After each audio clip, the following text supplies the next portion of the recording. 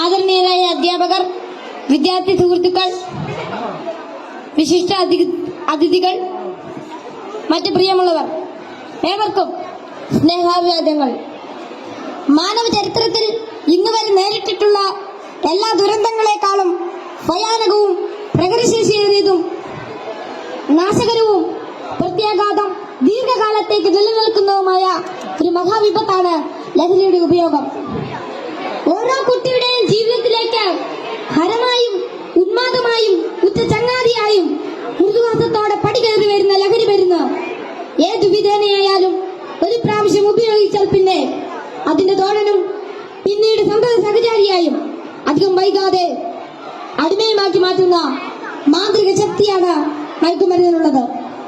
മയക്കുമരുന്നിന്റെ ഈ മാന്ത്രിക ശക്തിയെക്കുറിച്ച് പറയുമ്പോൾ കടൽക്കിടവിന്റെ കഥയാണ് എനിക്ക് ഓർമ്മ വരുന്നത്. കൂട്ടുകാരെ, നിങ്ങൾ കടൽക്കിടവിന്റെ കഥ കേട്ടിട്ടില്ലേ?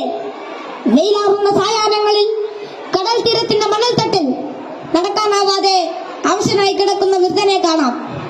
കരുത്തരായ യുവാക്കൾ ഒറ്റയ്ക്ക് ആരെങ്കിലും അടുത്തെത്തിയാൽ തന്നെ അല്പദൂരത്തേക്ക് മാറ്റിക്കിടത്താൻ ചെറുപുഞ്ചിരിയോടെ വിനയാജ്ഞരായി അപേക്ഷിക്കും.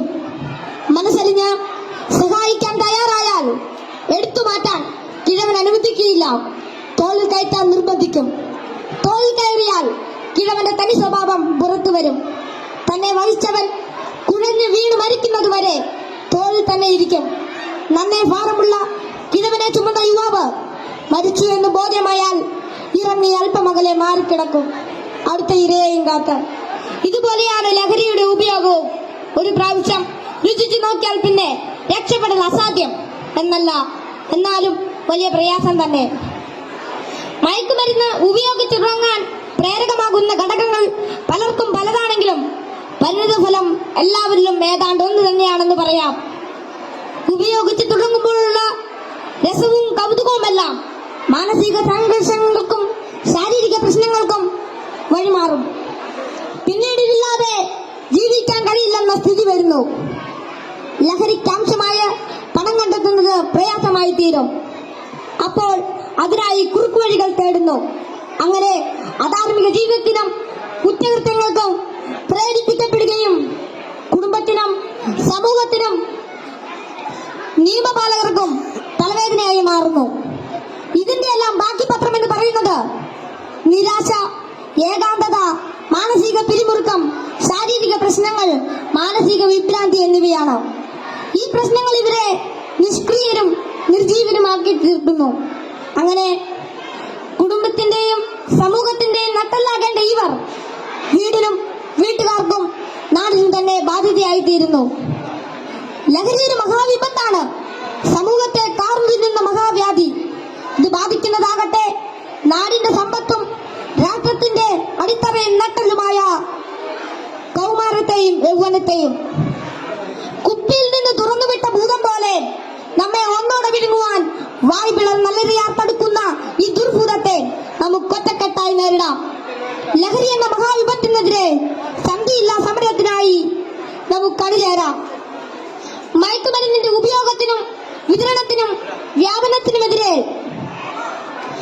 കൈയോട് കൈകോർത്ത് നമ്മെ തന്നെ കാത്തും കൂട്ടുകാരുടെ കാവലാളായും ലഹരിക്കടിമപ്പെട്ടു പോയവരെ ചേർത്ത് പിടിച്ചും ലഹരി വിമുക്ത നാളേക്കായി ഐക്യദാർഢ്യത്തിന്റെ ഉരുക്കുകോട്ട തീർത്ത് മുന്നേറാം.